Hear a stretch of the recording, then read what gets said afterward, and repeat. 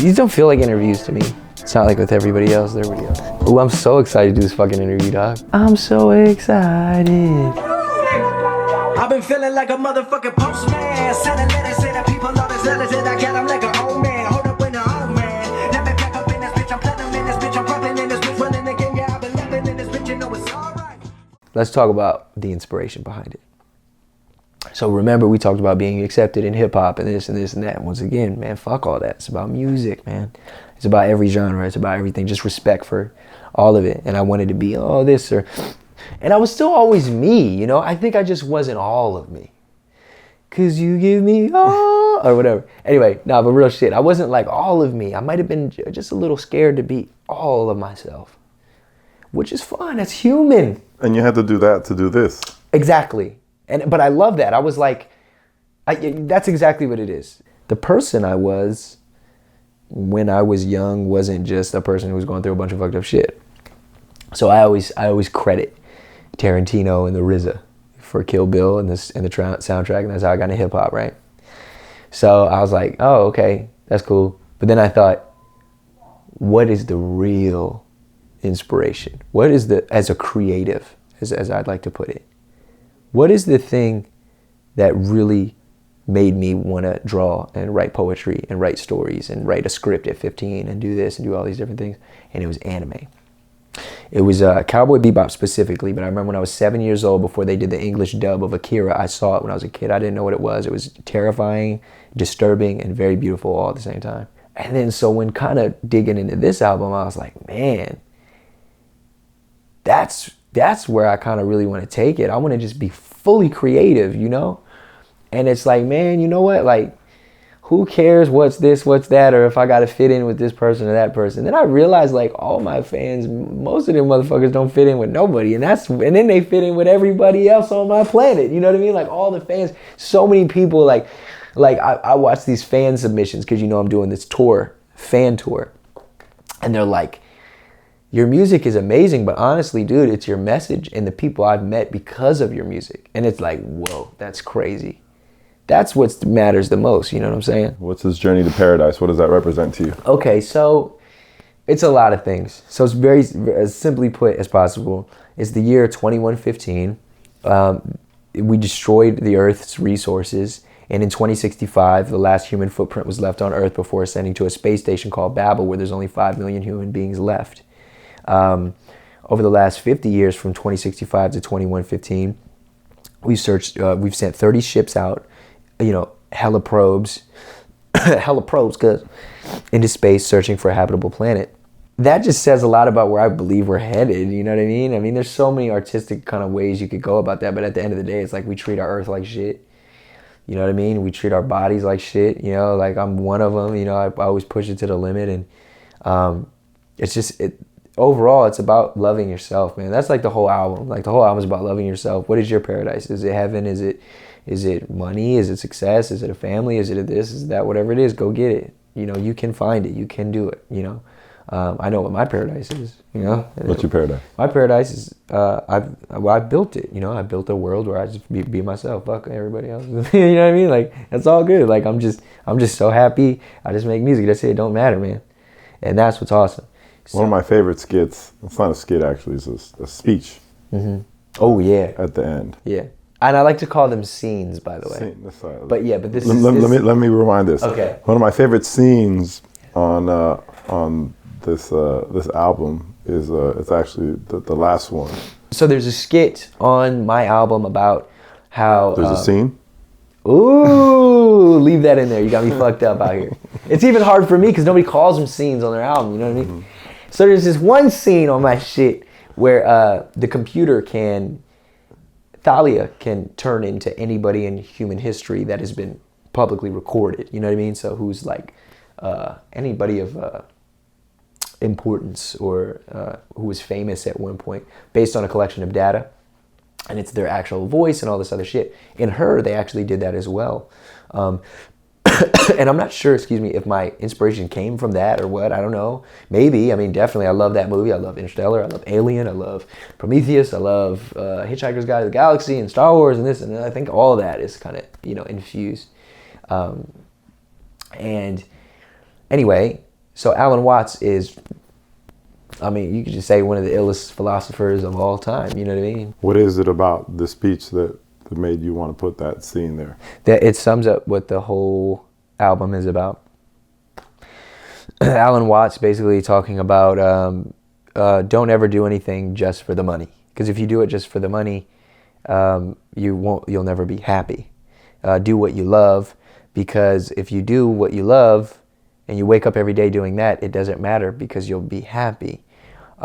Which I think is I think is 100% true to an extent. You know, like you could wake up and just paint every day, but like you got to pay your bills. Do you know what I mean? Like there's a way you got to do it. So sure, waking up and painting every day, but if painting isn't paying your bills, so it's just like, yo, make a way for painting to pay your bills. You see what I'm saying? Maybe you paint for ad companies or this or that on the side, so then you can paint whatever the hell you want during the, you know what I mean? So just whatever it is, do what you love.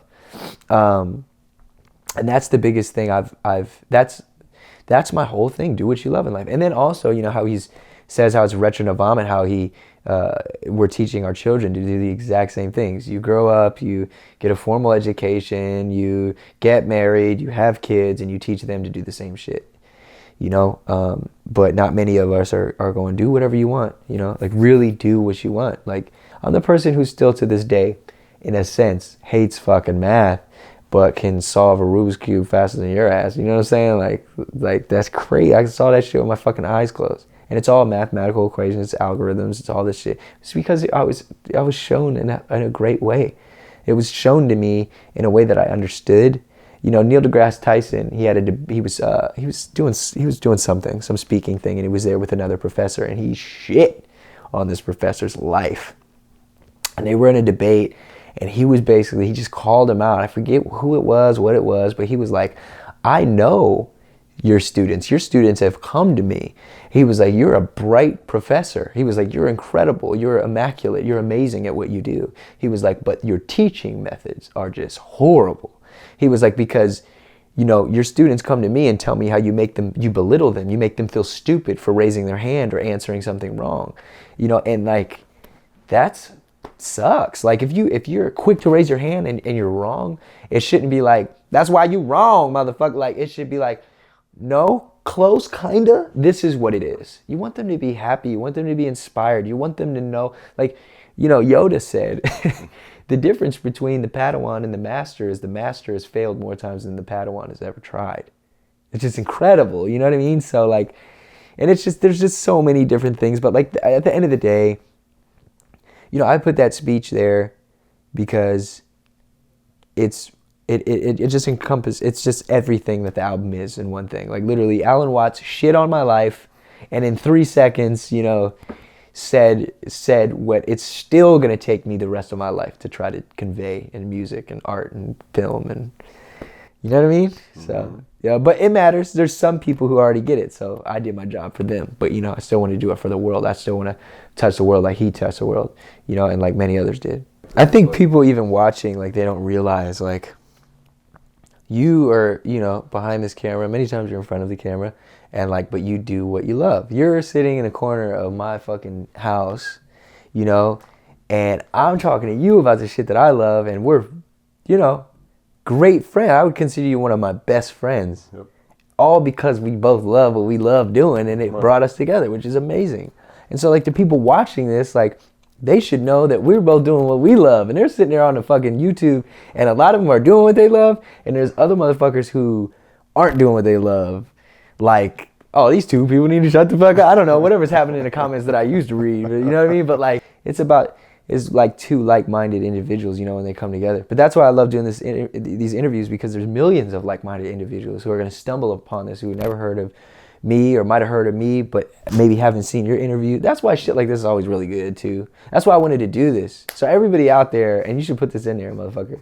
Like, yo, I've been going nonstop. I've been putting this album together and getting it ready and promoting and flying and doing all this shit. And like, I am so exhausted.